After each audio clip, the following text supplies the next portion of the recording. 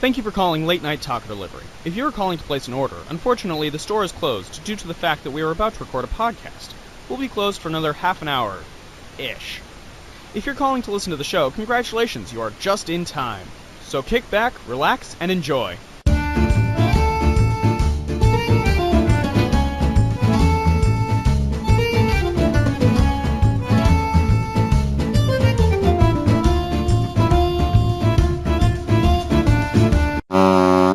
Ladies and gentlemen, children of all ages, welcome to Late Night Taco Delivery. Late Night Taco Delivery! Yay!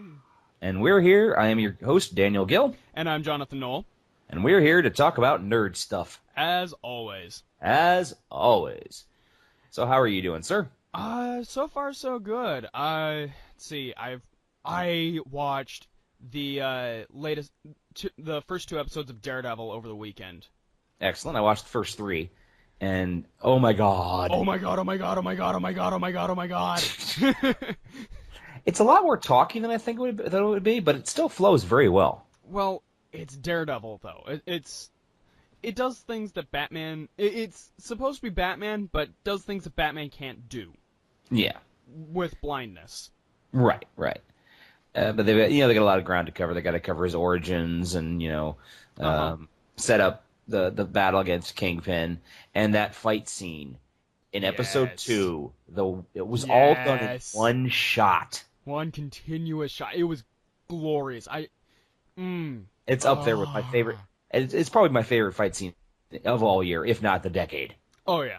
I'm right there with you. And it's great because it actually tells a story at the same time. He took out a motherfucker with a microwave, man. Not just that, but by the end of it, he's like falling against the walls and the floor, trying to stay up. Exactly. He does one thing that other heroes just can't do.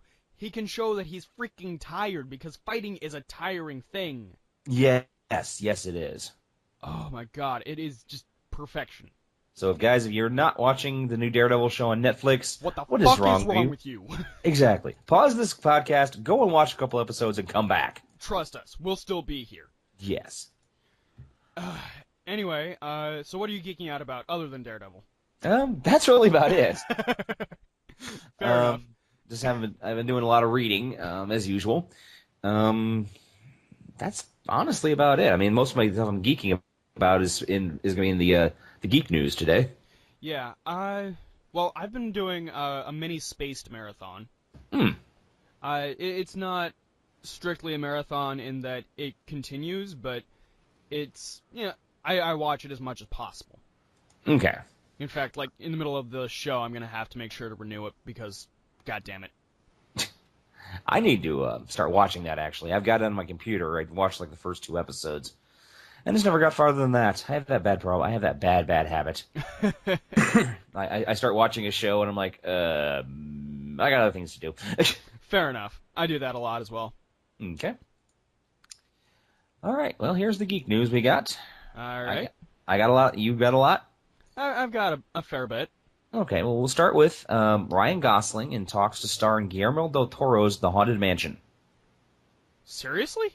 Guillermo del Toro really wants to make a Haunted Mansion movie. He thought that the Eddie Murphy film was a travesty, and he wants to take it back to being what it's supposed to be, kind of a lighthearted horror. I'm totally in for that. Go for it, man. Mm-hmm.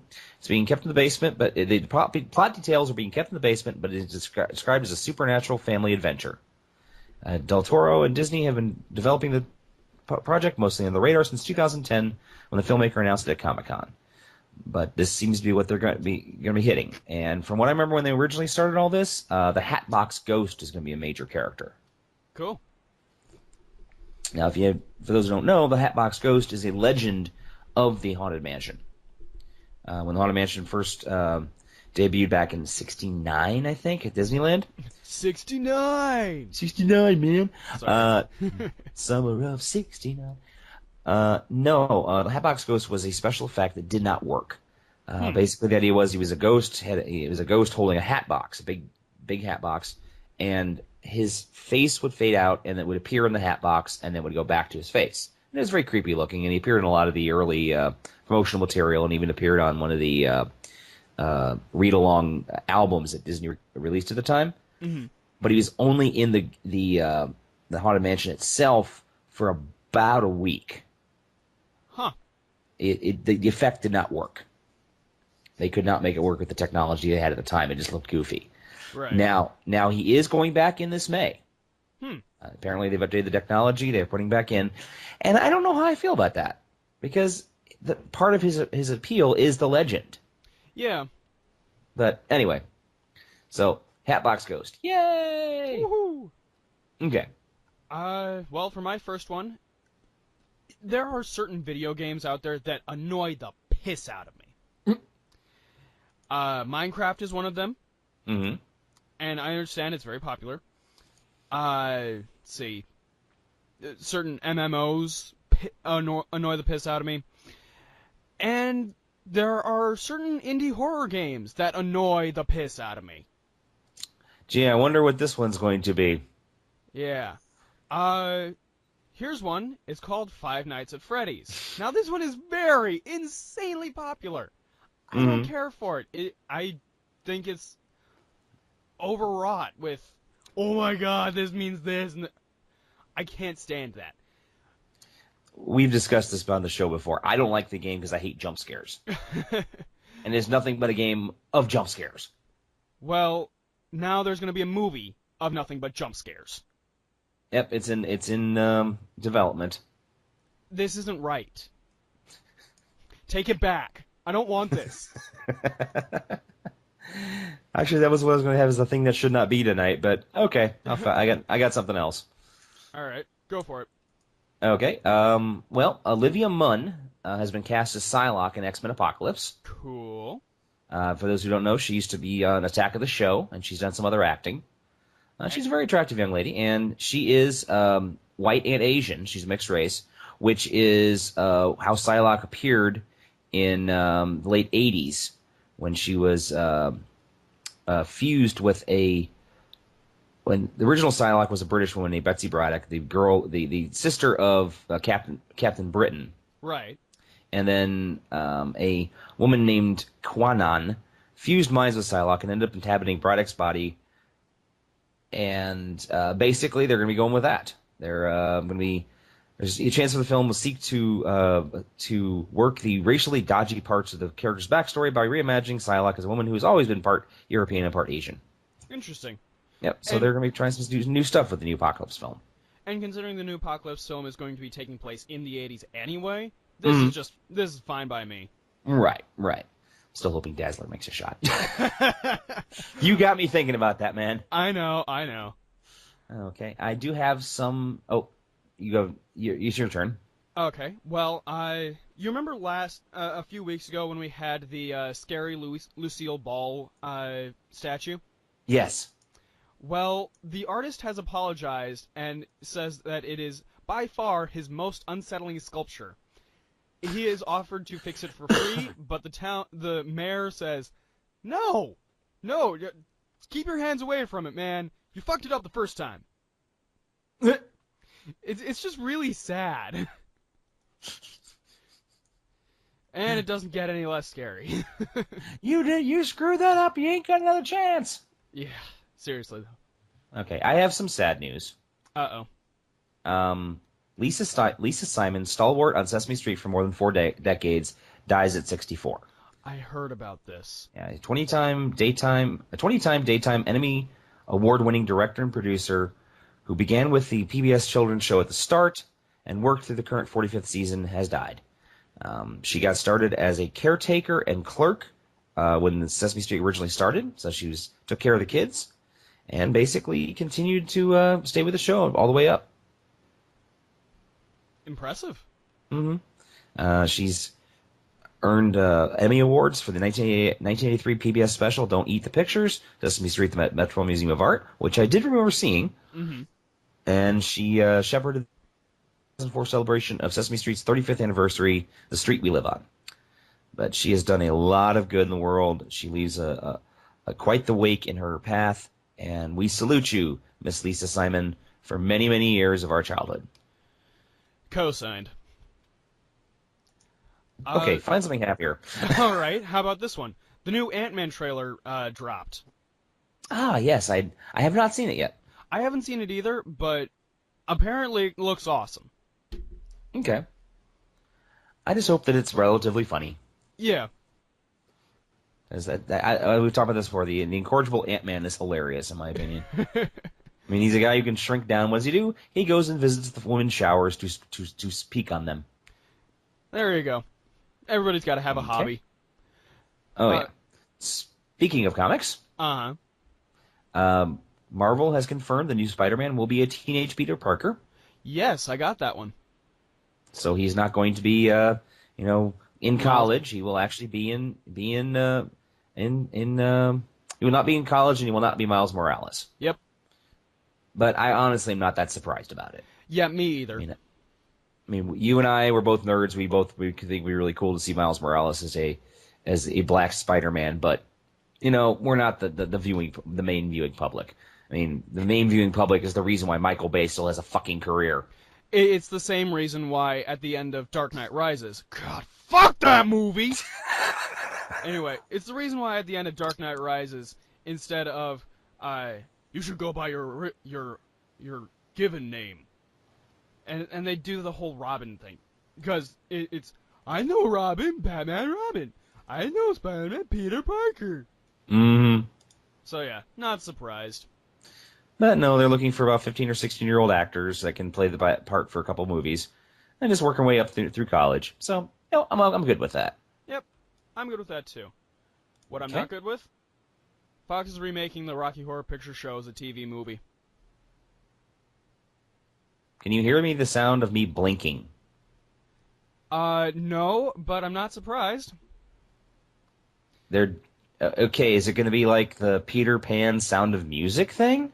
Is it going to be a shot live? Because I could honestly get behind that. Well, considering the innuendo and in-your-face sexuality of it, they're going to be toning it way down, and the choreography is by Kenny Ortega, who is responsible for such gems as Xanadu and High School Musical. And the video that ruined Billy Squires' career. Yep. The only way they can save this, the only way, is if they cast one particular actor as Frankenfurter. Who you have in mind? Tom Hiddleston. That hadn't even crossed my mind. I was trying to think of anyone who could do it. I remember Anthony Stewart Head, a.k.a. Giles Buffy. Yeah. He actually did the Rocky Horror Show on the London stage with Craig Ferguson. Huh. This was back in the early 90s. Right. But Tom Hiddleston, I can honestly see him doing Frankenfurter. Well, there you go. It's Fox, after the fact that Glee is no longer their thing, because it died. Wait. Is this going to be a TV movie or an actual show? It's going to be a TV movie. Oh, thank God. Okay. No, I couldn't handle a television show. Rocky Horror Picture Show. The show! No! Well, hell, they're turning Scream into a TV show, okay? Yeah. I saw that, and I'm like, wait, what? Rocky Horror Picture Show, the animated series. Ah! No! Do not want. Your turn. Okay, Lego preparing to take all of everyone's money with Amiibo-like video game. I am in. That sounds awesome. Like, shut up and take my money. Well, you were playing Marvel superhero with Legos earlier with your mom. Yes, So. yes, I was. Yeah. Much like the Lego movie leveraged Lego's partnerships with established fictional universes to create a juggernaut of animated film, Lego Dimension will make use of franchises like Batman, Lord of the Rings, The Wizard of Oz, and even Back to the Future for its build them yourself toy sets. Blah blah blah blah blah, and looks like it's gonna be a lot of fun. The game will arrive September 7th with $99, including the toy pad, bricks to build your own gateway, Batman, Gandalf, and Wild Style minifigs, and the Batmobile brick set. Sweet. Can you run that price by everything one more time? $99. $99. It's a starter set, Cool. which is basically like this is a license to print money. Speaking of a license to print money, there's a Harry Potter spin-off in the running. I heard something about that. It's based on one of the other two books. Yeah. Fantastic Creatures and Where to Find Them, and the History of Quidditch or something like that, Yep. or the History of Magic. I don't remember exactly what the book was. And we have a star for Fantastical Creatures. Oh, really? Yeah, Eddie Redmayne, who was in the Theory of Everything. Yeah, he played Stephen Hawking. Yep. Cool. Well, if he does a good job, Mm-hmm. I mean, I've heard he did a fantastic job acting. So, if he can, continue to act well. Speaking of which, did you see the video of Stephen Hawking singing the Universe song by Monty Python? Kind of. I didn't actually watch the one that just came out, but I did see the Stephen Hawking singing the song during the final Monty Python live show. Oh, jeez. Yeah, that was awesome. Yeah, I posted the video earlier on Radioactive Walrus, and I was rather amused. I'll have to check it out after the show. Okay. All right, your turn. So you know how Ryan Reynolds is playing Deadpool, right? Right. Well, he very nearly didn't play Deadpool. Just this week. Yeah, he got a hit and run. Yeah, hit by a paparazzo's car in Vancouver. Yeesh. So does he not have Deadpool's healing ability then? Well, apparently he's just fine. Completely uninjured. So he might have that Maybe. Deadpool... He may die. He may yet. He may after all.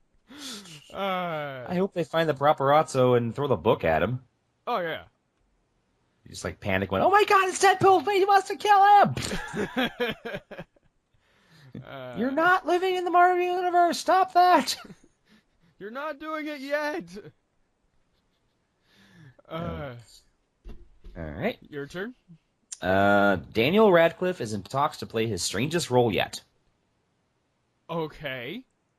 Well, he's played a lot of different characters since he left being Harry Potter. He's played the dynamic Ig Parish from Horns, Allen Ginsberg in Kill Your Darlings, and Igor in the upcoming Victor Frankenstein. Cool. But the BBC apparently is doing a show based on the creation of Grand Theft Auto, the video game series, and about the controversy of that game. Okay. Basically, hold on to your controversy first. Okay, remember how just, like, my first story was about a video game becoming a movie? Historically, yes. not a good idea. Well, this is about the creation of the video game. Oh, God. Go on. Well, it's basically about Rockstar Games' battles with Jax Thompson, the Florida lawyer, who basically would sue everyone and everything if he felt slightly offended by them. He actually got so bad he's been disbarred from practicing law. God damn. Because he faked court reports, he faked evidence, and he got caught. But anyway, Daniel Radcliffe is in talks to star as Sam Houser, who's the Rockstar Games co-founder and president, and it's being directed by Owen Harris, who also directed several episodes of a British TV show called Black Mirror, which is basically like Twilight Zone. It's an anthology series. And it looks like it'll be fun. I mean, I like these kind of mockumentary, weird shows and movies. So more power to him. Hopefully it works out. Best of luck. However, the role of Jack Thompson has not been cast yet, and he may not be the best fit. But they should see if Alan Rickman's up for the part. For old time's sake. Speaking of old time's sake, so recently I got the opportunity to watch the first Rocky movie. Had a good time with that. Great film. Yeah, I liked it. But that's all the way at the beginning. Here we're all the way at the end, and as anybody who listens to Hollywood Babylon knows, or anybody who pays attention to this kind of shit, Sylvester Stallone has finished writing the the new spin-off movie of Creed. Right. Right. It's about Rocky taking on the training, becoming the trainer of Apollo Creed's son. Right. And we have the first picture of the actor Michael B. Jordan as Apollo Creed's son. Nice. And he's right there. He's Does he look big, black, and muscular? Yes. That pretty much is all you need to be Apollo Creed's son. I wish it wasn't that simple. Yeah. Though I'm wondering if it's based in the time period of in the Rocky universe. Yeah. How old is the son supposed to be? Because normally people start fighting when they're in their early 20s. Yeah. Now, I'm not necessarily the greatest judge of age, but he's looking more like he's like 25, 26-ish. Okay, so that kind of is possible because Apollo Creed died in Rocky 4, which I think came out in 86 or 87. God damn. Yeah. Is he... Spoilers, thanks so much. Well, what? I'm sorry, it's a 30-year-old movie, okay? I know. I've only seen the first one and the third one. Well, you need to watch the rest of them. I know. I've actually seen them all, strangely enough. It's on my list, don't worry. Yeah. But the fourth one is just ridiculous. Anyway, your turn? Oh, I only have two things that just make me laugh. Go for them both. I've got one of those shit that should not be's. Okay. Woman denied entry at Disney's Magic Kingdom for trying to bring in a baby Bengal tiger.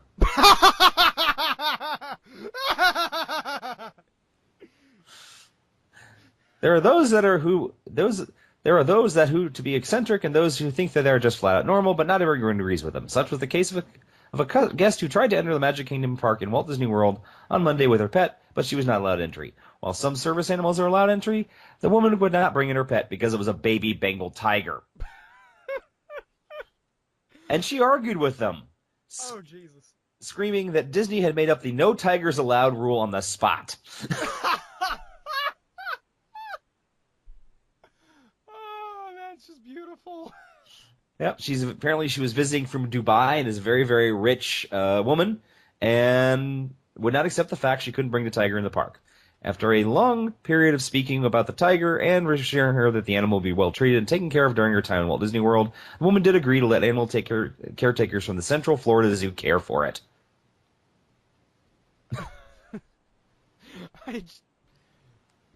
Let me bring in my Bengal tiger. So yes, apparently you're not allowed to bring in tigers, or I want to bring in a llama. I want to see what a llama. If people can let me bring in a llama. Wait, all we need is her to come back with her Bengal tiger, and have another person with a lion and a bear. Lions and tigers and bears. Oh my! No, and then we have George Takei pop up going, oh my! Either that or set it up really cinematically. You have like you know those ninja shots where it's strip of the eyes, strip of the eyes, strip of the eyes, right down the screen. Uh-huh. And so you have lion, tiger, bear, and then it cuts to the guards, and it's like a zoom into them, and they're all like, oh my. Credits. Okay, I have my thing that should not be, and unfortunately, it's another Disney thing. Oh, shit. Disney can't stop, apparently. They are like heroin addicts on remakes. They're just like slapping their veins going, just one more remake! Just one more! Oh, God. Disney attempting to make Pinocchio a literal real boy, developing a live-action adaptation. Oh. Who wished upon a star for this? Who? I want names, I want places, I want dates. Yes. Well, that's depressing. Really all I gotta say. I mean, just... Thanks there, Arnold. But I think I've got you beat on this one. Oh, no. Okay, please, continue. Human Centipede Part 3 has released their release date and synopsis details.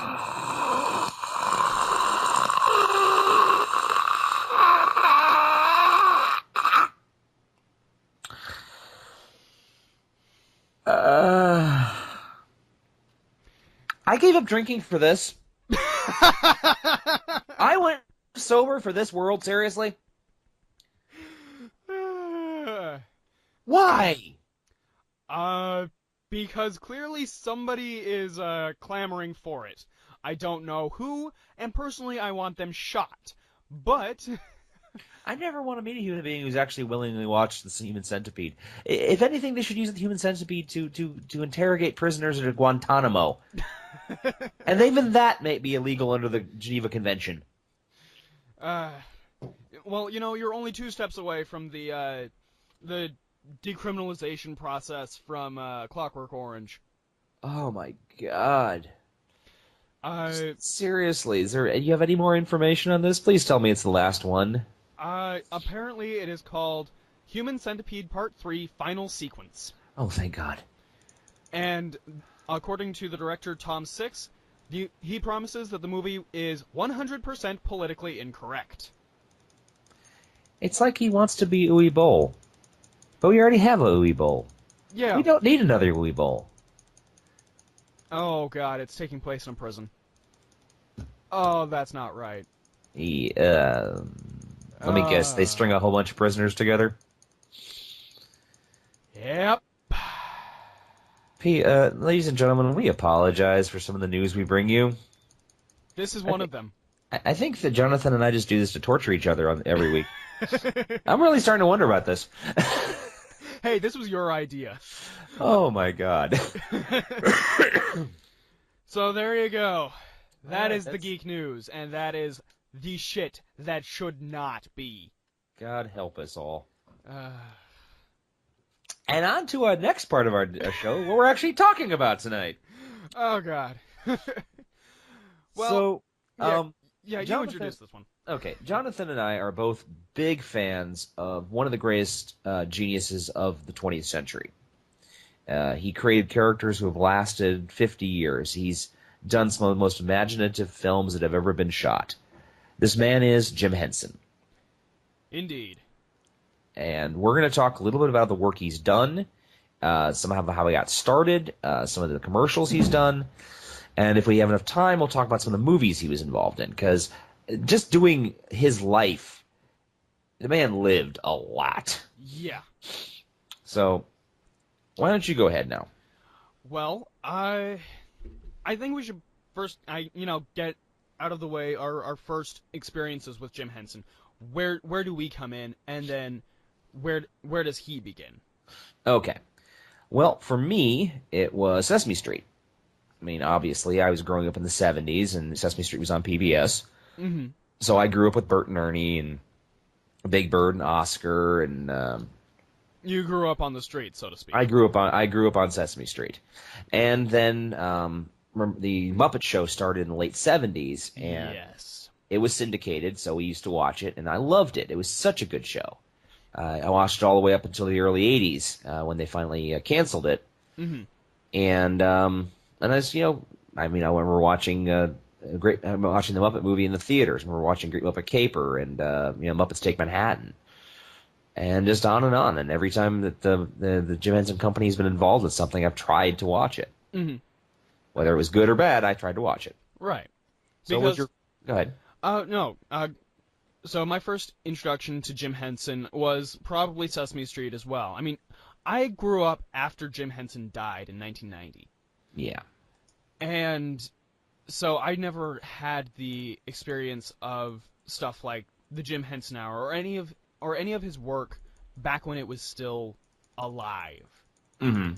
So I grew up on Sesame Street, circa Elmo's World, and stuff like that. But God damn it, Mr. Noodle! Why can't you ever get something right for once? Exactly. No, that was a posting I read once. Sorry, quick aside. It was basically there was a motel in the middle of nowhere, and the only channel that came in competently was PBS. So this guy's getting up for work, and he's he's got on PBS and Mr. Noodle's doing something. And he's like, "No, Mr. Noodle, that's your hand. No, Mr. Noodle, that's your nose." And then from the other side of the hotel, he hears, "God damn it, Mr. Noodle."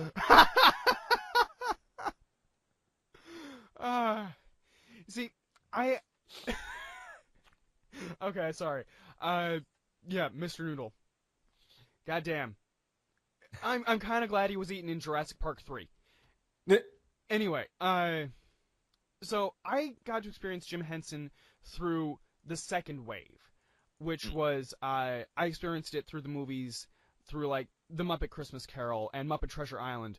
I also experienced The Muppet Show through the eyes of my Aunt Rhea, who had just large collections of tapes of just The Muppet Show. One of my favorites and one of my first ones that I actually remember is the Star Wars episode of The Muppet Show. Yes. With Mark Hamill, C-3PO, and R2-D2. And Chewbacca. Yes. And so then it was, I love this stuff, and I want to know more, and eventually I created a brief Facebook group that was called Muppet of the Day, where I would post a new Muppet and declare it the Muppet of the Day. I watched Fraggle Rock on Netflix, and I wanted so much to find the absolute origins of Jim Henson. What made Jim Henson Jim Henson?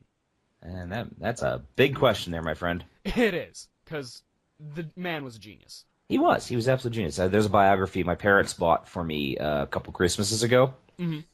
And I opened it up, and I'm just kind of staring at it. Because it's like Jim Henson, a biography. I hugged the book. I'm not too proud to say I loved this man. Yeah. And I was just like hugging it. My dad looks over, looks at my mom, says, "I think we made a hit."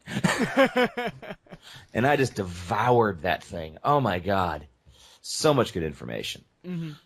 But yeah, he's involved in so many different things. Basically, let's go ahead and start a little bit about who Jim Henson was. Yes. He was born on September 24th, 1936, and he was born in Greenfield, Mississippi. And then later on in his life, his family moved to Hyattsville, Maryland. Mm-hmm. And he got interested in doing puppetry while he was a freshman at the University of Maryland. And he created a show called Sam and Friends, a 5-minute sketch comedy puppet show that appeared on television. Yeah, and it appeared late at night in Washington, D.C. Yes. And this show was not for kids. No. Sam was a bald human puppet with wide eyes, large ears, and a big nose. His friends included York, Harry the Hipster, Professor Madcliffe, Chicken Liver, and a lizard character named Kermit, who would later become Kermit the Frog. Mm-hmm. Kermit actually was made by Jim Henson out of an old coat his mother had. Yes, and he took a ping pong ball, cut it in half, and just drew on little eyes on there. Yes, and those eyes have been more expressive than most puppets. I mean, you can tell when you're looking at a Muppet puppet. Yeah. There's something about the eyes that are just so awesome. Mm-hmm. I actually, back during my Muppet of the Day phase, I actually found out that while there isn't a lot of early Sam and Friends stuff left anymore, like for instance, there's only one bit of actual Sam footage, and it's just him singing, lip syncing to "I Love That Voodoo That You Do" or something like that. I don't remember. I think it was called Black Voodoo or something. I don't remember. But we don't have much of it anymore. But there is still some. Visual thinking is one of my favorites. Yeah. I mean, that's just funny. I'm an old hand at this. Yeah, but the show lasted for about 5 years, from 55 to 61. And then Jim Henson, hired a young man named Frank Oz, who basically became his, I guess you can call him his yin to his yang, his Oliver to his Hardy. The right fist of doom to... Exactly. Exactly. To the Muppets. The Muppets. And they did a bunch of commercials. Oh, yeah. Wilkins so many and commercials. Wonkins. Wilkins and Wonkins, yes. This was a series of coffee commercials for Wilkins Coffee, which is a local coffee company out of the Washington area. And they were just hilarious. They're about 10 seconds long a piece and violent. Oh my God, were they violent. It's incredible. Like, are you sure you don't want any diamond coffee? No! You can miss a lot when you don't drink not Wilkins, when you don't drink diamonds. Well, basically, he did the Wilkins coffee, and then they had the Diamond Coffee, which was another company that he just redid the shots for. Yeah, I mean, and there are several ones where Wilkins is shot with a cannon, or he's jumping off a high dive, and Wilkins will push the bucket of water out of the way, or stuff like that. It is, if you did this in real life, you would kill someone. Oh yeah, and they just do this a lot. It's like Wilkins is the terrorist of coffee. Do you drink coffee? Do you? Do you? Better say yes, damn it! And apparently, the same setup was used to pitch Kreml Milk in the Chicago area, Red Diamond Coffee, several bread products, and even Faygo in Detroit. Yes, I've seen the Faygo one, and as a fan of Homestuck, which by the way, just updated today. Oh wow! Yay! I know you don't care, but not in the least. But hey, it makes you happy. That's cool. And for some, it is geek news. Yes. So anyway, yeah. He also appeared on the Ed Sullivan Show numerous times. Mm-hmm. Was doing some really weird stuff. Though even apparently the first time he appeared, Ed Sullivan misintroduced him as Jim Newsom and his puppets. Oh, that's sad. And then there's always the what was that? Oh yeah, there was a set of cheese snack crackers that he did commercials for. Really? I didn't know about this one. Yes. They were called Crowns, Flutes, and Wheels. Huh. And this is where we get Cookie Monster. Oh.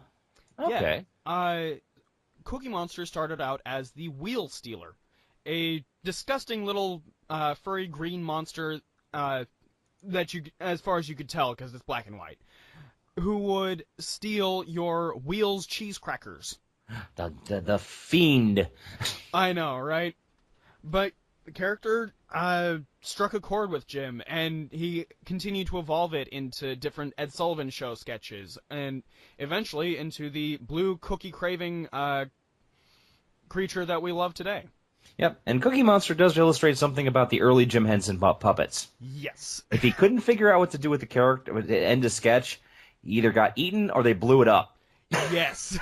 This was a standard Jim Henson trope. He liked explosions and eating things. Cue splody noises now. Or just nom nom nom nom. And if you look, Kermit probably has been eaten more than any other puppet in existence.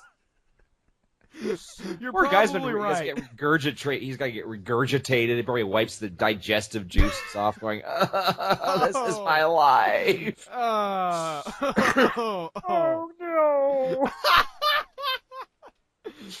Yes, I can do the Kermit the Frog voice. It just takes a little while.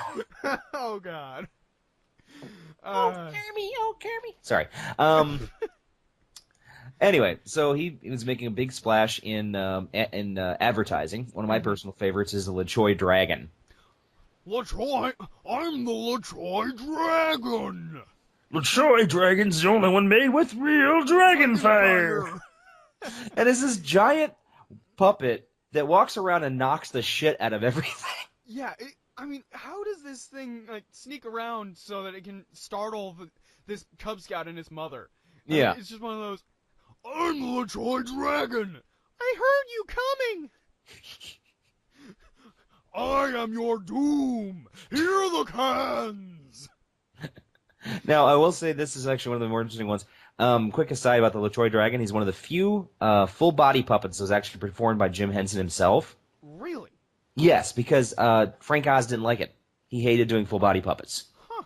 So Jim Henson was the only one, that was pretty much the only one he ever did. After that, they got like Carol Spinney and a couple other people who were willing to do the full-body puppets. Yeah.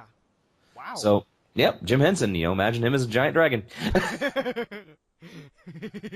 Oh, that's entertaining. Oh, yes. They first really started making a splash on the Jimmy Dean Show. Yes. Ralph the dog, a piano-playing anthropomorphic dog, Became the first Muppet to make regular appearances on a network TV. Easily the first Muppet superstar. Yes. Henson was so grateful for this break that he offered Jimmy Dean a 40% interest in his production company, but Dean, to his credit, declined, stating that Henson deserved all the rewards for his own work, a decision of conscience that Dean never regretted. Awesome.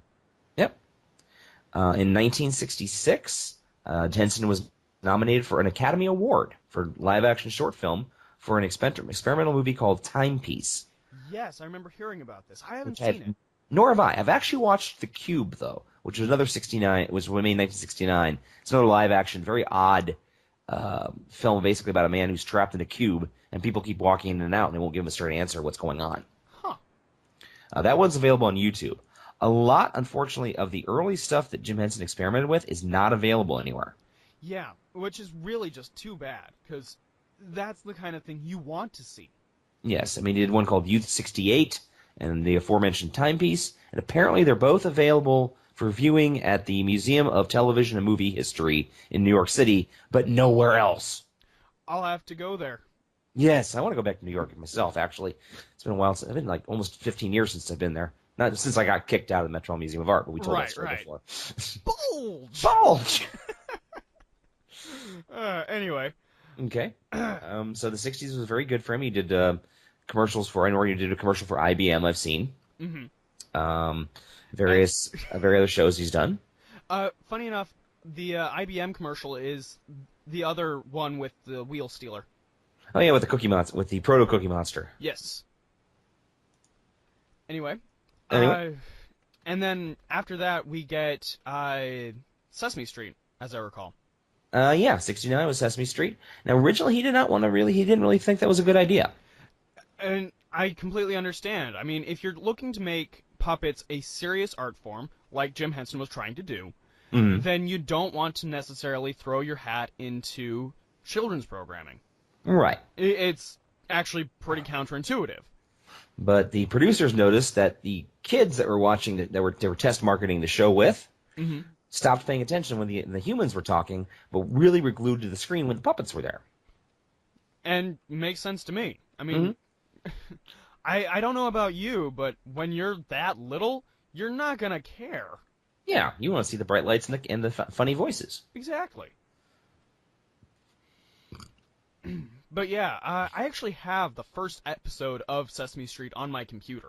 And it's bizarre, and you can see where everything comes from, but it's definitely a product of its time, and that's something that I appreciate about Sesame Street.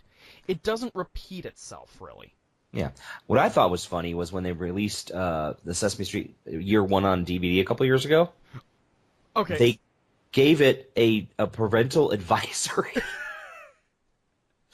Have we changed that much in 40 years? Probably. No, seriously. They said it was a parental advisory because the jokes and such were a lot not as sensitive as they are today. I mean, need I say, drugs, man, they're not cool. I'm still imagining. I can imagine Jim Henson and Frank Oz, sparking up a doobie together, doing the sexy voices with Kermit the Frog and Miss Piggy. Oh God. Oh Kermit! Oh Kermit! Oh my God! Oh God! Sweet mystery of life, at last I found you.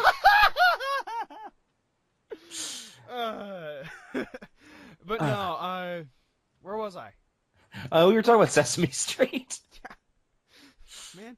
No, sorry, you said Sesame Street Year 1, which then made me go, wait a minute. Imagine a dark, gritty revamp of Sesame Street. It's Frank Miller's God. Sesame Street Year 1. There is this guy I follow on DeviantArt. Uh-huh. He's an exceptional artist. But he recasts the Muppets in these just horrifying sequences. Oh, Jesus. He's like I can't even describe something. Like the one he just did was he recast the Game of Thrones scene where the mountain. It was a spoiler from last season where the mountain, who is this gigantic warrior, crushes a man's skull with his bare hands. I recall this. vaguely seeing it somewhere. Yeah, and they recast it with Sweetums doing it to poor Gonzo. Oh God! Oh, Yeah, that's sad. apparently Gonzo comes on the end of the stick of this a lot. Another one is got this running story between Bert and Ernie, where Bert is a PTSD Vietnam veteran who was taking care of Ernie, and then Ernie got hooked on drugs, and now they're on the run because Ernie shot a guy. That is terrifying. And they're being chased by a bounty hunter, who I think is played by not played by Cookie Monster. He's played by Elmo. Oh my God. No, he's played by Sully. They're being chased by a bounty hunter played by Sully, and the art is fantastic. Telly, that's his name. Yeah. Yeah. Sorry. And it Sully is Monsters Inc., my friend. I apologize, but no, this whole series of artwork, and they're absolutely hilarious. I'll post a link on Facebook to the guy's page. Dear God. Yes. Anyway, so the Muppet Show.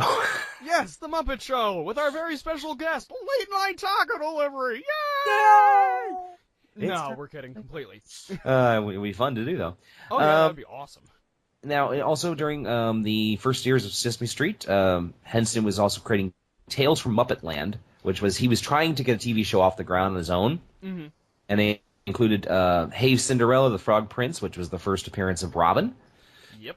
And the Muppet Musicians of Bremen. Now, I actually seen all three of these because they were on the Disney Channel in the late 80s. And they were actually really funny. And very politically incorrect, which was hilarious. Well, that's the Muppets for you. Yeah, the king was played by this big loudmouth guy who had a stogie, which was always lit. Oh, that's terrifying. Mm-hmm. As I recall, there's also a couple of really out there movies that just don't get played anymore, like The Year with Two Santas or something like that. And they're like hard to find and such, but they exist out there. Yeah, I'm not familiar with that one, but I'll take your word for it. I apologize for anything I'm getting wrong. We're going to do an episode of stuff we got wrong pretty soon. Yeah. Then the other thing that they tried to do, and this was one of those situations of, this was not going to work. The first season of Saturday Night Live, they actually had the Muppets on. Yes. It was a series called The Land of Gorch, and it aired between October 75 and January 1976. And they hated it. They absolutely fucking hated it. I've seen some of this stuff, and honestly, it is fucked up. John Belushi particularly did not like the Muppets. Yeah. Which is hilarious, considering he was a living Muppet. Yeah. I mean, like, seriously, you've got one of them... The Prince of Gooch is what is known as a craterhead. He's a drug abuser. And like I like this because it's referenced in other places, believe it or not. Like there's an MST3K movie. I think it's Hercules and the Captive Women. And it references I'm the Great Favog. Which is like you know Marjorie the Trash Heap from Fraggle Rock? Yeah. Basically the same concept, except it's a big stone idol instead. Nice. So there you go. Okay. So we're into the 70s. And around 70... let's see here. Started in about 76 is when finally they've tried to get a couple pilots off the ground. They had the Muppets Valentine Show and the Muppets Sex and Violence. Yes, I've seen the Sex and Violence one. And they just could not get anyone to sign up for it. Well, finally, CBS suggested to Henson to propose it as a syndicated series so it could be shown from 7:30 to 8 o'clock before the networks were turned over to their affiliates. Huh. and this was CBS London, as I recall. According to it says actually CBS.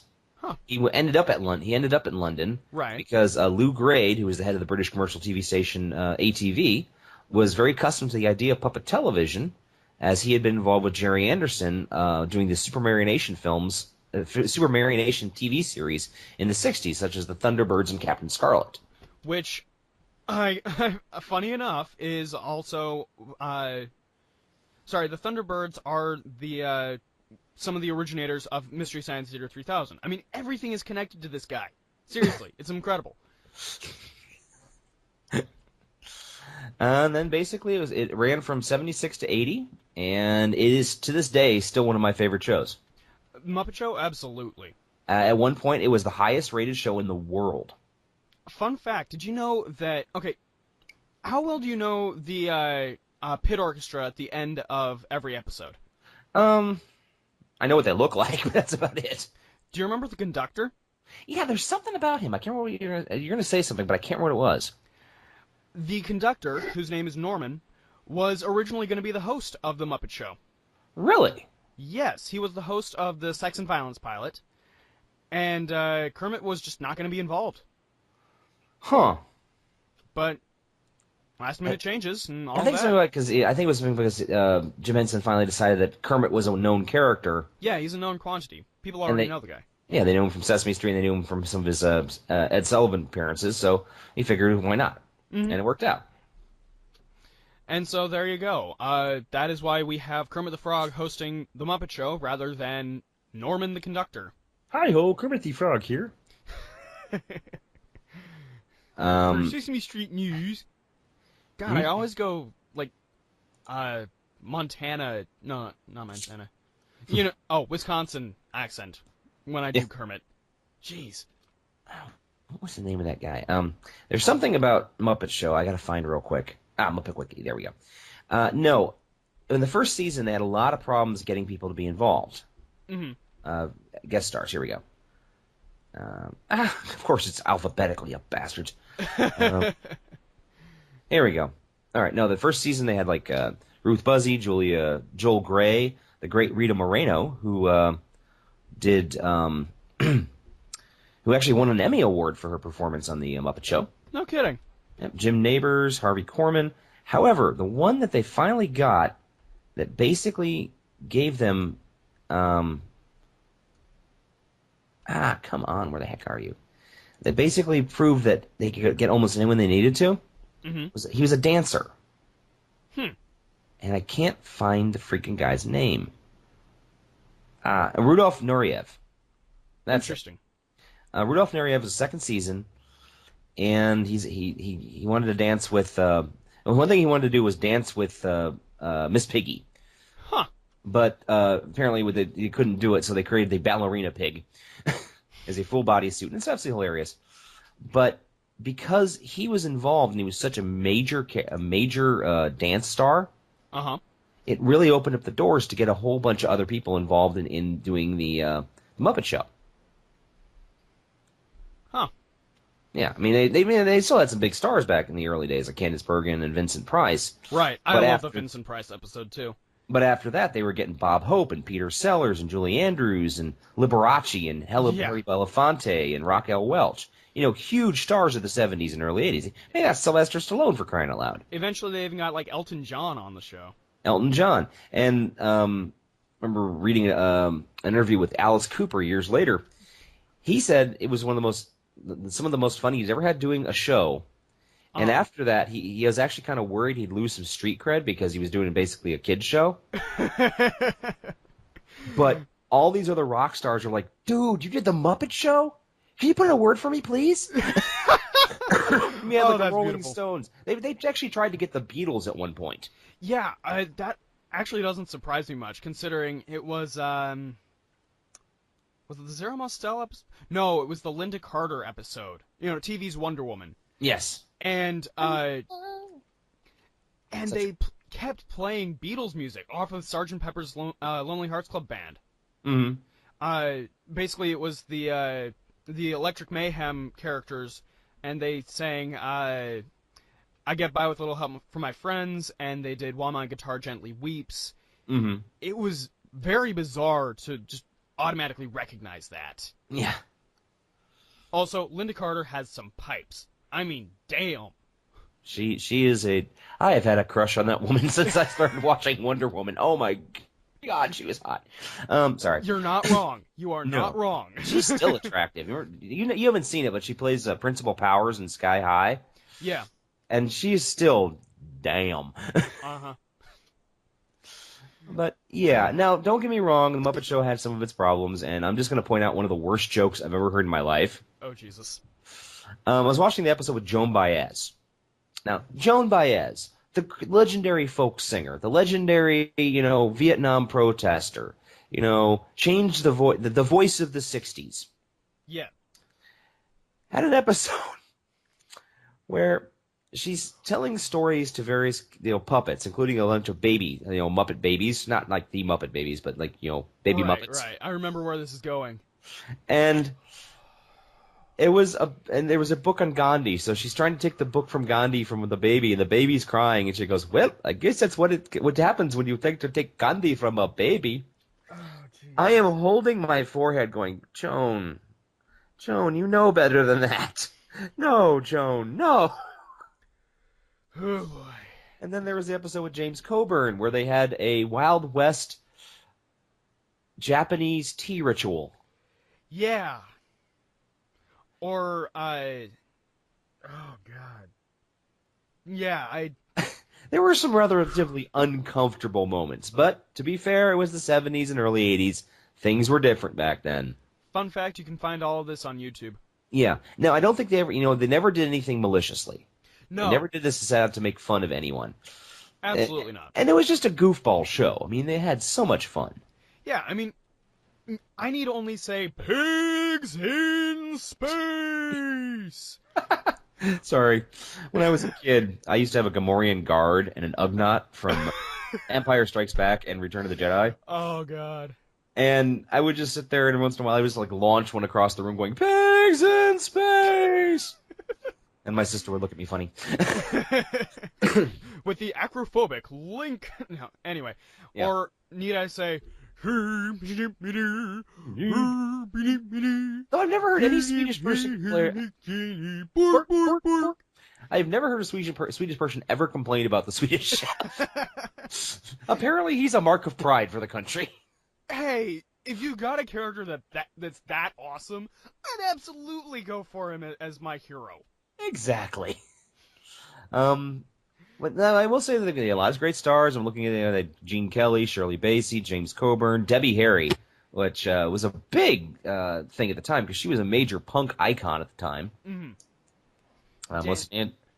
Danny Kaye, Madeline Kahn, Oh, Sarah Mostel, which is if Star Wars hadn't been my first episode that I can remember, Sarah Mostel would be my absolute favorite because oh my God, it's funny where he's sitting there behind Sam the Eagle while Sam is talking about how this show is all about dignity and all of that, and you're watching Sarah Mostel just completely gadabout in the background, like for one instance, he actually picks up a hammer off his dressing table, and then he's about to hit Sam in the back of the head. Sam turns around and he just throws the hammer back.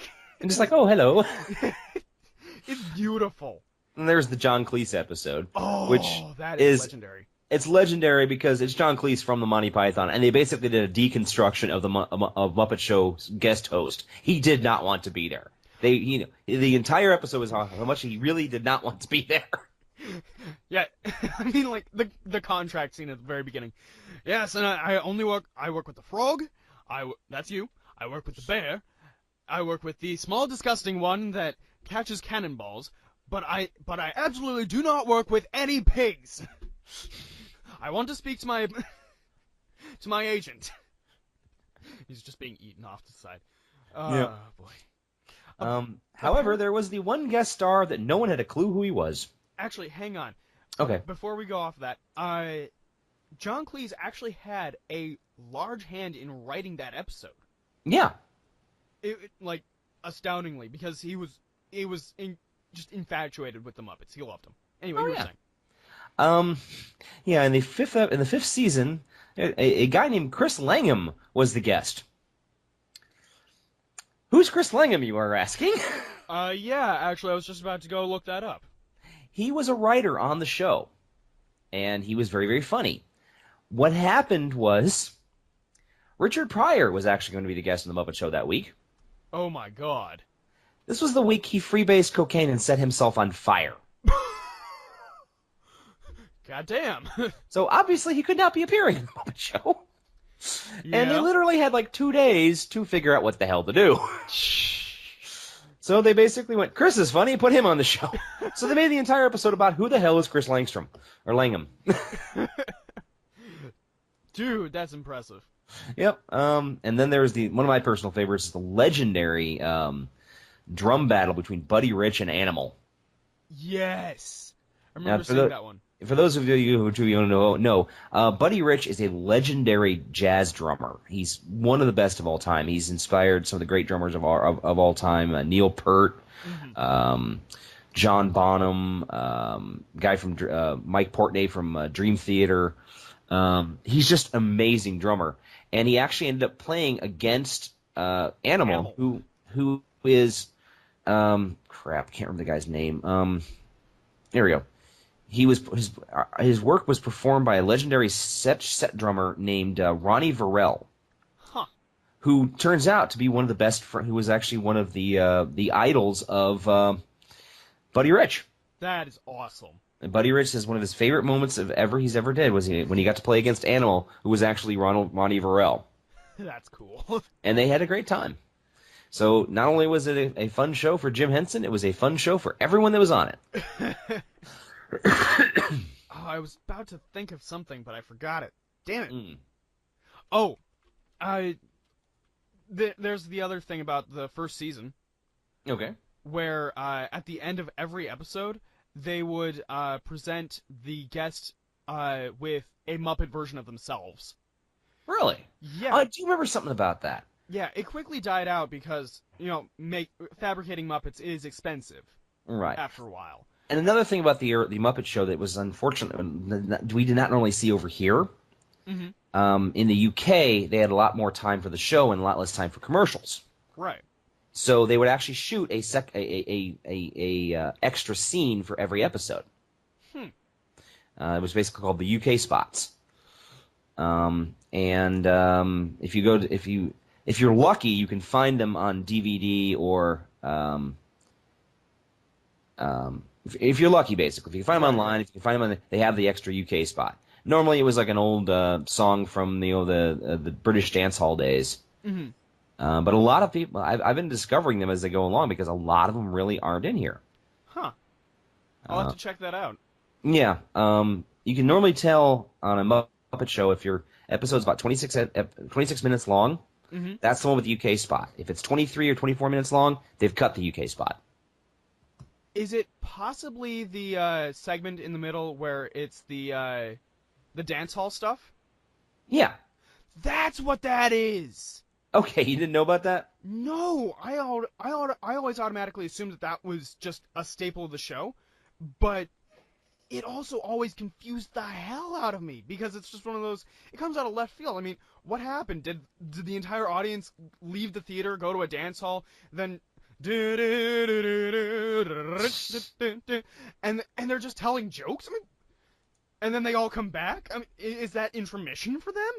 Nope. That was actually because they needed extra running time for the UK and some of the international shows. Wow. Yeah. That's incredible. I have so much more respect for that now. And Jonathan has learned something for the evening. Well, the more you know. The more you know. G.I. Joe! Sorry. Knowing is half the battle. Yeah. G.I. Joe! Now, Jim Henson was making a lot of money from this show, obviously, for the syndication rights. Yep. But he had bigger plans. Absolutely. And he wanted to move on to filmmaking. Yes. So he started setting up the Muppet Movie. Uh-huh. Which was shot in 1979, or 78, 79. And just want to say, in 2009, the film was selected by the U.S. National Film Preservation Board for preservation in the National Film Registry of the Library of Congress. So fuck yeah, Muppets forever, baby. Bam! No, but basically the story, it sort of retells the origin of the Muppets from the Kermit's point of view. Mm-hmm. And opens up with one of the most heartbreaking songs ever. Oh my god, the Rainbow Connection. Yeah, I had problems singing that without cracking, my voice cracking. Yeah, it's such emotion. Yeah. And it opens up with as just a little happy jingle. Mm-hmm. Do-do-do-do-do-do-do-do. On a banjo, of all things. Yeah, exactly. It's a frog sitting in the middle of a swamp playing a banjo. A cyber And- frog. Yeah. It is Terminator Frog. Well, actually, Jim Henson was in a submerged 55-gallon drum for a day under a swamp shooting the scene. And it wouldn't be the last time they do underwater Muppets either. I mean, No. need I say Miss Piggy and I think it's the Great Muppet Caper. Yes, the Busby Berkeley swimming musical number. Where Frank Oz didn't even have the tanker for that scene. He just had to hold his breath the whole time. Yeah. Dude.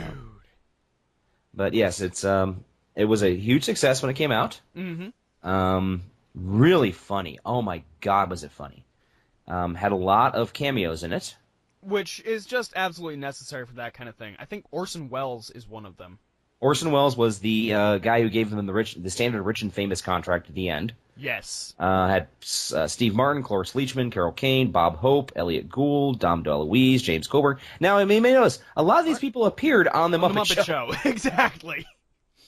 I mean, it was fashionable to be on the Muppet Show. That's all there is to it. Mm-hmm. And, you know, for some people, it actually revived their careers. Mm-hmm. And it's amazing to me, too, because those would film in literally 3 days. Mm-hmm. The whole thing, 3 days. And how do you do, like, you know, suddenly you have a Viking, a bunch of pigs as Vikings singing in the Navy. Yeah. Or an entire huge elaborate scene of Arctic animals singing the lullaby of Broadway. How do you know, coordinate all this? It's just incredible. Mm-hmm. Just phenomenal stuff. And up to that point, the finale of Rainbow Connection, at the final part of the movie, had more puppets than had ever been put on film before. Yep. I'm not even going to try to list them all, but they actually, because it was shot on the west coast of the United States, they were bringing in puppeteers from 15 different states. Yeah, just to do the shot. It's incredible. Absolutely amazing stuff. Mm-hmm. And pretty much every Muppet that had been invented up to that point was in that shot. Sesame Street. I like the Big Bird cameo where they're on the road and it's just, I'm trying to break into public television. Yeah. Good luck with that. I'm going to New York to break into the public television.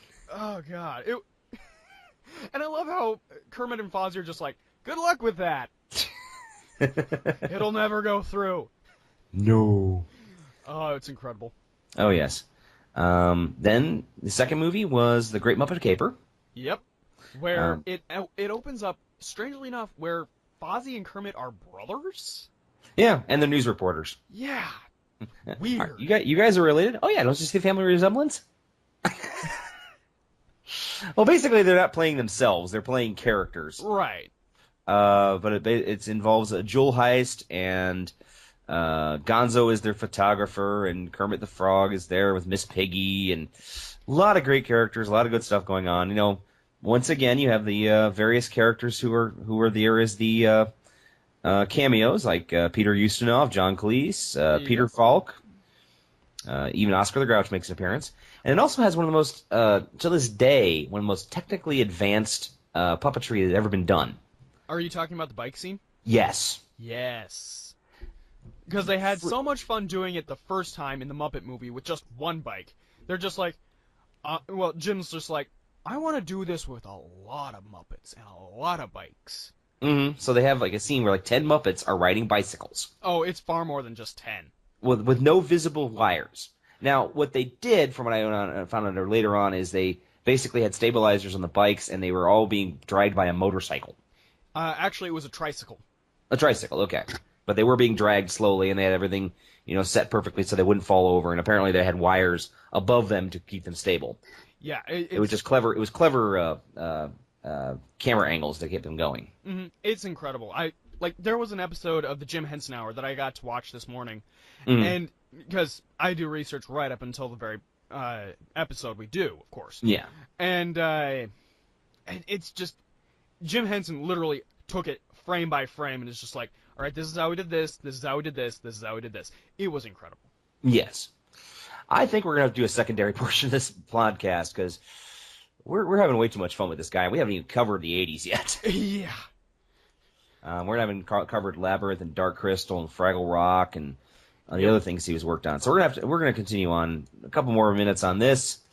Yeah, and absolutely. then we'll pick up the Henson next week or maybe later this week. It depends on if we got time. Mm-hmm. And about this time in '81, Jim Henson made a decision that would change his future.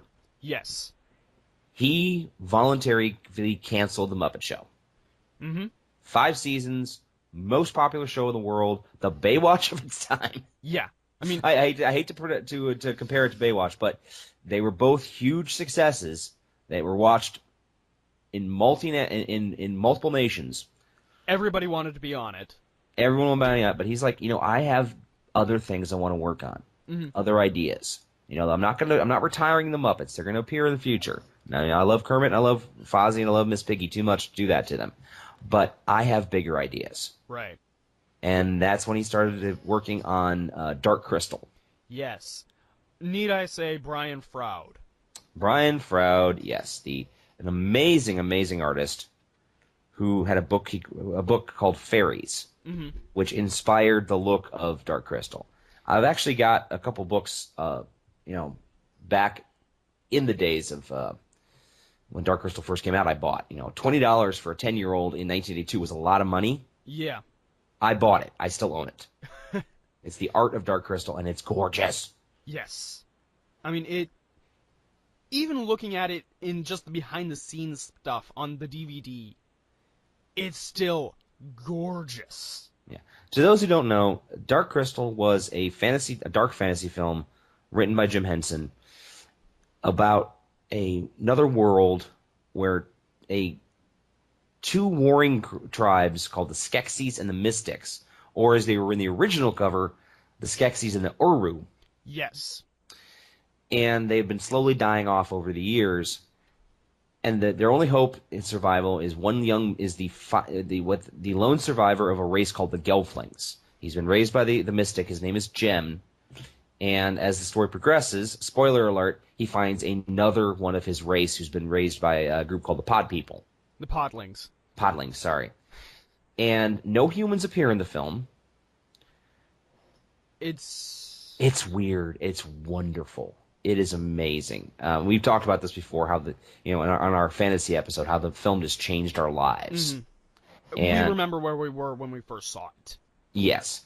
And honestly, I'm going to have to call this show tonight a little early. Yeah. I got to work really fucking early. But let's do we're going to do a little bit different tonight. We're doing a thou shalt as opposed to a thou shalt not.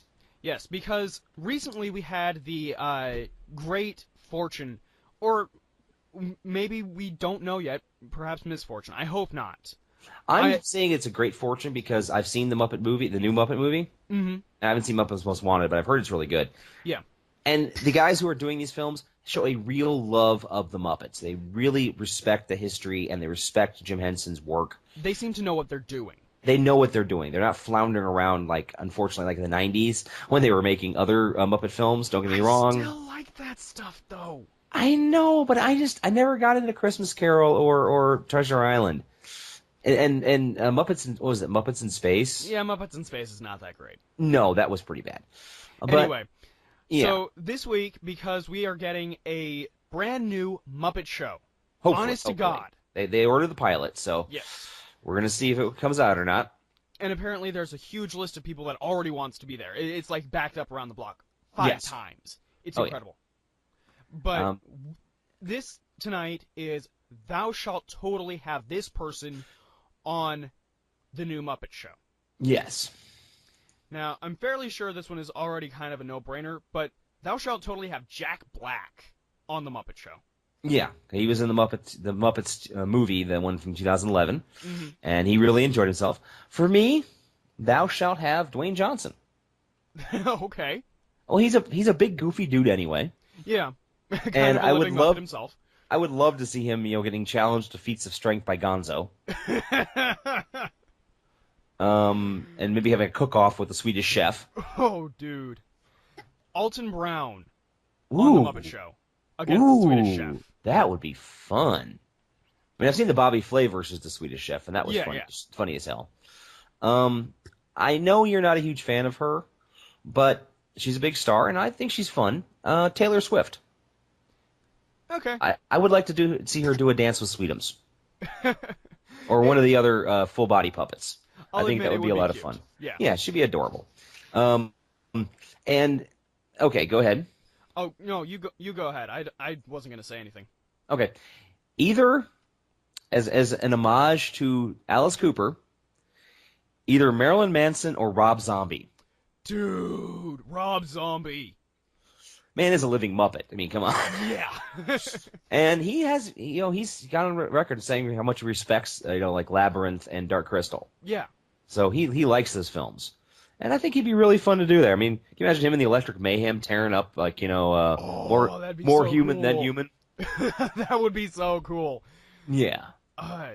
The return of John Cleese to the Muppet Show. Yeah. I would honestly like to see that. Yeah, there are still some actors who've come through that were really good at the time, or other performers. And honestly, when they did Muppets Tonight, yeah, one of my favorite episodes was Garth Brooks. Huh. He was hilarious. The entire episode, they're trying to get him to sing a Garth Brooks song, and he refused. Mm-hmm. He's like, I'm on the Muppets. I want to do my own stuff. So he does like a Tom Jones parody. At one point, he walks through for like literally 10 seconds, dressed as in a full Kabuki warrior mask, and he goes, "Hi guys," and continues on. Dude. And the look of pure glee when Gonzo says, "We're gonna do reverse rocket bungee jumping," and Garth just gets this look of absolute, "Oh my god, that sounds fantastic." Oh, that sounds beautiful. So he was one of the best guests they had. Mm-hmm. Now, I've not watched a lot of Muppets Tonight, but go on. Oh, I just had one. Go for it. You got to do it, man. We got to have it. Kevin Smith and Jason Mewes. Yes! They would be so perfect. Yes. I can't even think of anyone beyond them now. I'm just like, oh my god. Kevin Smith would just, if he got the offer, he'd be like, Snoochie Boochies. Yeah! And Jason Mewes like, I can finally do something my kid can watch. Mike Nelson. Okay, Mike Nelson or Joel. Yeah. Yeah. It'd be kind of cool to have, actually, I can see a crossover between MST3K. Oh my god, that would be awesome! I honestly think the guys would be willing to go back, pick up the bots if they had a chance to do it with the Muppets. Shut up and take my fucking money, man. Oh my god. Who else? Who else would be interesting? Steven Spielberg. He's not really an actor. Yeah, he's not really an actor though. Yeah, but I feel like he would be an interesting person to have on the show. And all the Muppets could be trying to pitch him ideas. Yes. And having Gonzo pitching a movie like Poultrygeist. Yes. Although I'm fairly sure that movie exists. It does, but still. Oh god. It slithers on all fours. It slithers on all wings. Thou shalt totally have on the Muppet Show. What's his name? Robert Downey Jr. Why did I have a problem with that one? I don't know. That'd be a fun one though. Yeah, I'd love to have Robert Downey Jr. on the show. Yeah. Or heck, Jeremy Renner. Jeremy Renner would be hilarious. Yeah. William Shatner. Oh, Christ. Can he be on Pigs in Space? Please! Please, please, please, please, please, please, please, please. Oh, my God. Let's see, guys. Tom Hiddleston would be fun. Oh, fuck yes. Or Benedict Cumberbatch. Yeah. I mean, he's Doctor Strange, which is owned by Marvel, which is owned by Disney, and the Muppets are owned by Disney. Cross-pollination right there, guys. Holy shit! Oh, that sounds awesome. I can't wait now. Thank you so much, man. I hope this works out for everybody. I hope so too, so much. Okay, well, I'm not going to I was going to actually talk a little about, how I found about Jim Henson dying, but I'm not going to depress you anymore this evening. We'll save it for next week. Yeah, which will be 19 episodes. Well, tonight is episode 18 of Late Night Taco Delivery. So if you would like to participate in Thou Shalt Totally, well, just go with Thou Shalt Not. It's still the same thing. But Yeah. Make sure it is at Radio Walrus Pod, and use the hashtags LNTD18 and hashtag Thou Shalt Not. Mm-hmm. And we'd love to hear from you about who you would like to see on the new Muppet Show. That would be awesome. Yes. So, from all of us here at Radioactive Walrus Entertainment, the Recording Closet, and Dan's house. Hello. Thank you for calling Late Night Taco Delivery. You guys have a wonderful evening. Late Night Taco Delivery is performed by Daniel Gill and Jonathan Knoll, and was created by Daniel Gill. New Bizarre opening by Jonathan Knoll. If you have questions, comments, or a suggestion for a future show, drop us a line on Twitter at Radio Walrus Pod, like Radioactive Walrus Entertainment on our Facebook, or subscribe to our official YouTube channel, Radioactive Walrus. That's Radioactive with a capital R, Walrus with a capital W, and no spaces. Thank you for calling Late Night Taco Delivery. You may now place your orders.